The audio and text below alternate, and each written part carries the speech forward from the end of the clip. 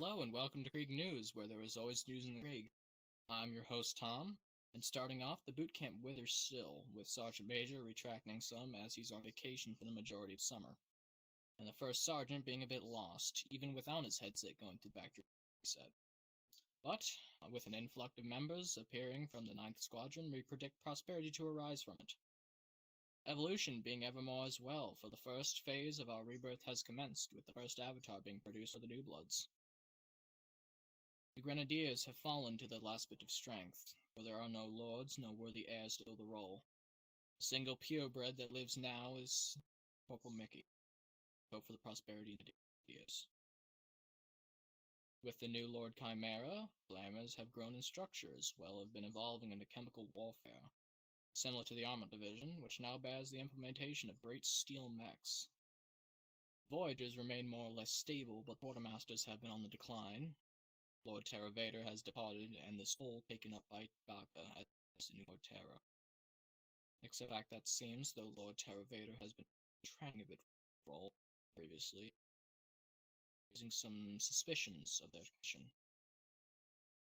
Scouts being always obscure, and alive, and even developing a new written version of Bro, secret language. Speaking of the new language development, a message carried by our allies the Spectres.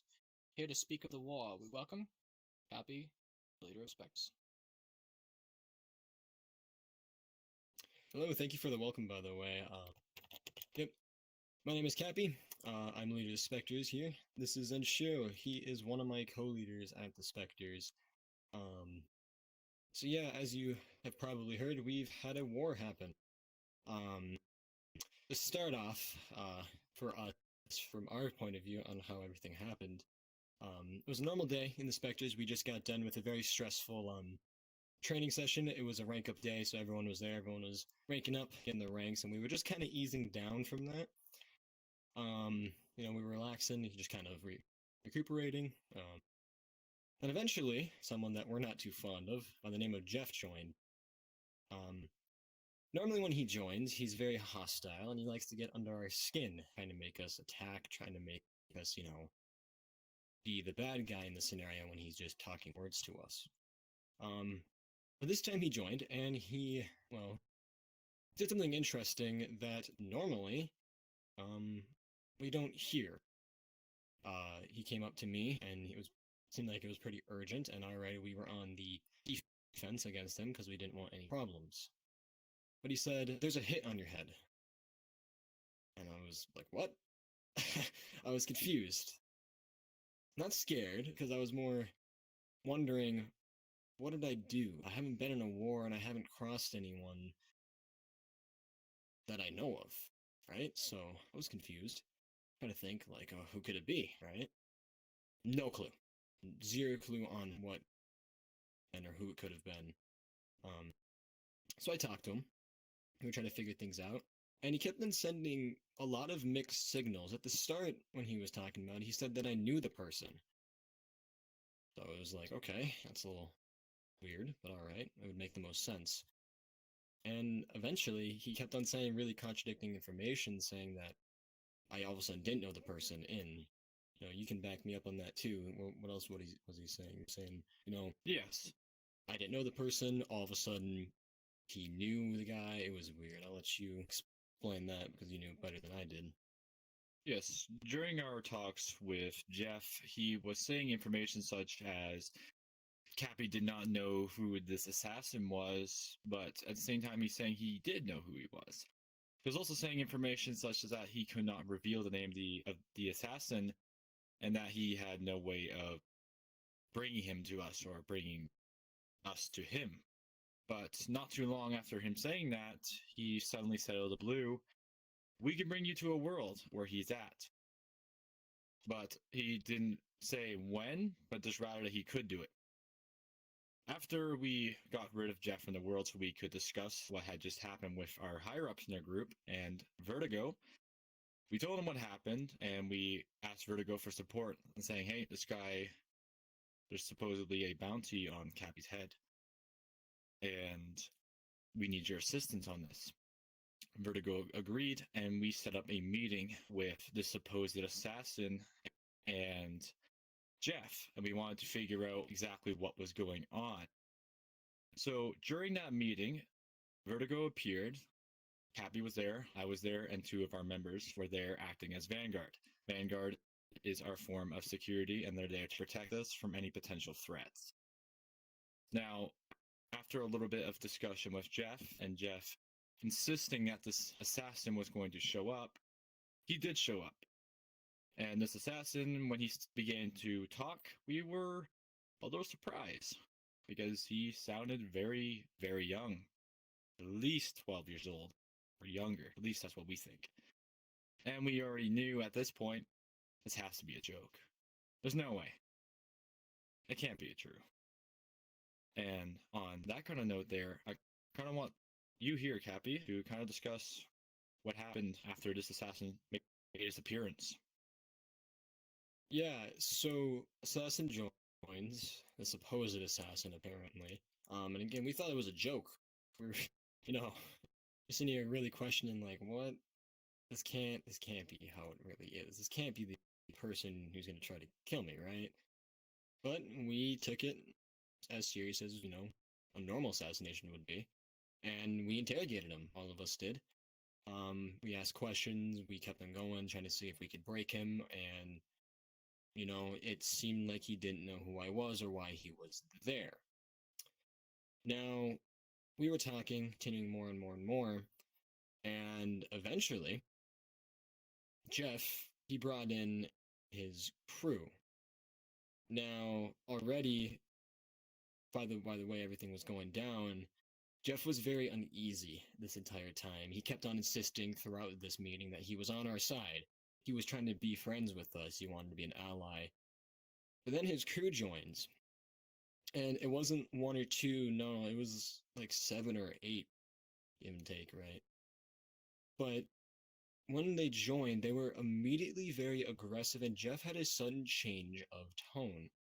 Now, I was not having it. No. Neither was Zen or my Vanguard or Vertigo. We immediately hopped on that train of, you're not welcome here. I told him that. I said, you're not welcome here. And I kind of played the dumb game. I tried to act like I didn't know what was happening. I said, you're not welcome here right now. This is an important meeting. And then Jeff said, this isn't for you. This is for my safety and your safety. Which, that is that's a little much for safety, ain't it? We weren't being hostile. We weren't being aggressive towards him or the assassin. We were just simply trying to figure this out. So, I said, I will kindly ask you to leave. And they did not leave, so I forced them to leave. I Thanos snapped them out of existence, and Jeff did not take that kindly. Neither did the assassin. When that happened, Jeff started to commune with the assassin kind of off in a corner. And we already figured stuff out from that this was an obvious attack. This was a hit made by Jeff that something was happening. Then we overheard that Jeff say, oh, I'm going to tell the big boss to this assassin, which, we all kind of looked at each other, confused, wondering, is there something big going on around here? But it could have been a simple intimidation factor for him trying to scare us. It didn't work. We kicked Jeff from the world. We were not going to have him there. He was obviously trying to do something, obviously trying to be a little puppet master in that scenario, trying to get us to do something. Then we talked to the assassin. When this was happening, the assassin tried to pull a gun on me. This gun was, a Nerf blaster, you could call it. It was tiny. It probably couldn't even dent my armor or even do anything to my other. But these guys, they took the proper, what's the word? They took proper action. Procedures, yeah, that works. And they stood in front of me. They took care of that. They stood in front of me, making sure that he couldn't get a direct line of sight and do any damage to me. Now, eventually, when he put his gun down and we did not open fire, I walked up to him and I probably made him scared. I started to intimidate him. Started to tell him if I ever see his face anywhere again, I will put a bullet through the back of his head. And he ran away. he got scared, and he said words before he left that the assassination will happen, but we took that with a grain of salt. Said whatever to that, because obviously they failed. Fail's actually a nice word. They tripped and fell and stumbled down a hill, a mountain even, and then hit the ground. Then we got in a call. This call was between Jeff, Vertigo, BeamG, and Zen. Zen was there in the call the entire time. What would you say happened? There was a lot of bickering there. It was kind of hard to tell. There was quite a bit of shit-talking each other, a lot of aggression towards each other. This was mostly coming from both sides, I guess you could say. And the reason why that was happening was the fact that Jeff was not taking it seriously. We were there to discuss war talks and officially tell him that we are at war with you. We have more than enough reason to believe that you are conspiring against our group and you are attempting to harm our leader. That alone has warranted a war against your group and anyone who supports you. He did not take this seriously. He, at some point, tried to intimidate us and say, "Are you sure you want to do this? You know who you're messing with?" Obviously, he was trying to intimidate us and trying to make us, back down. But we knew already at this point, through all of his actions in the past and the present, that he was afraid of us, and he did not want this war. The things did not go smoothly as he thought they would go when he tried to do that assassination on Cappy. And him getting dragged into a war was definitely another thing he did not expect. So during that conversation, we were trying to set up war talks. And when he was being, childish and not listening, Vertigo pressed more on it and tried to take more of a serious approach to make sure he complies with the war standards, to which he responded with removing Vertigo from the group. Not once, not twice, but 3 times.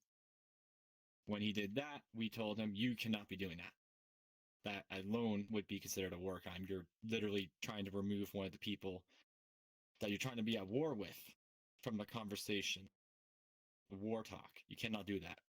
So after we had enough of his power tripping nonsense, we made a group of our own and gave Jeff one last chance.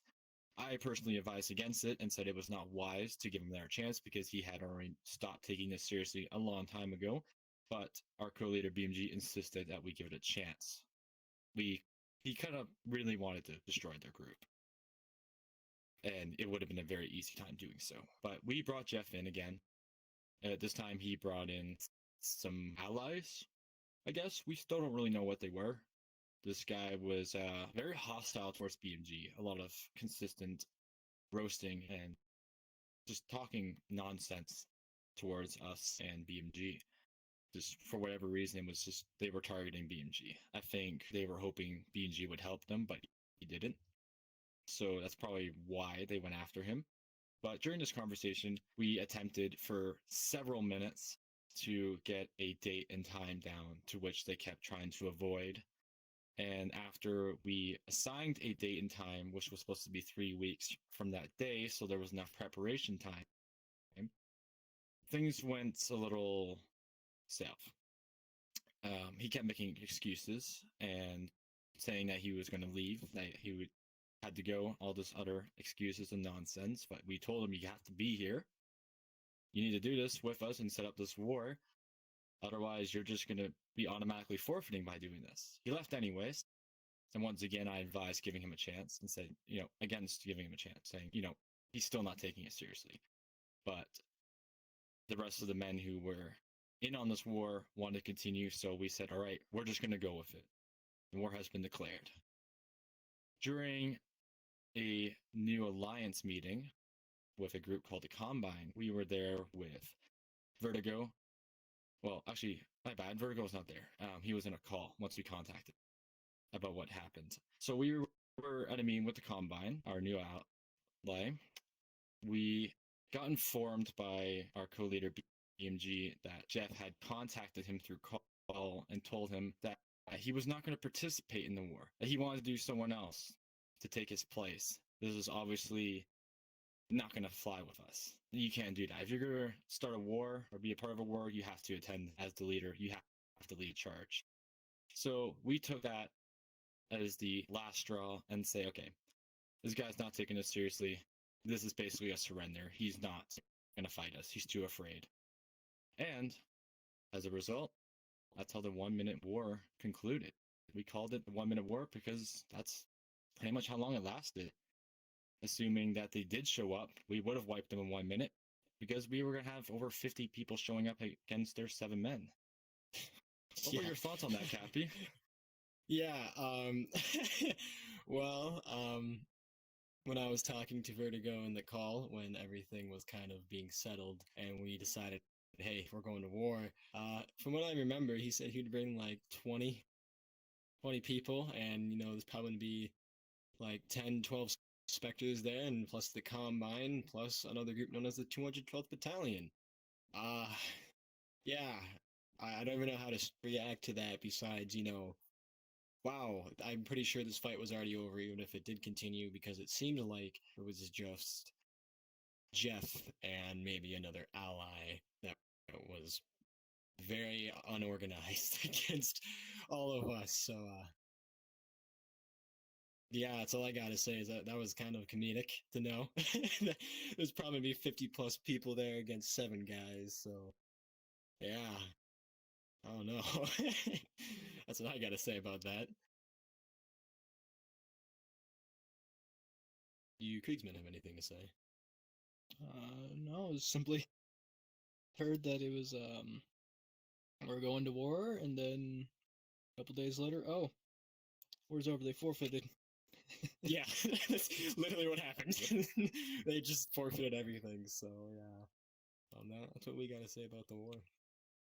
Well, thank you for both of you appearing today and sharing this information. Yeah, Thank you for having us. Thank you.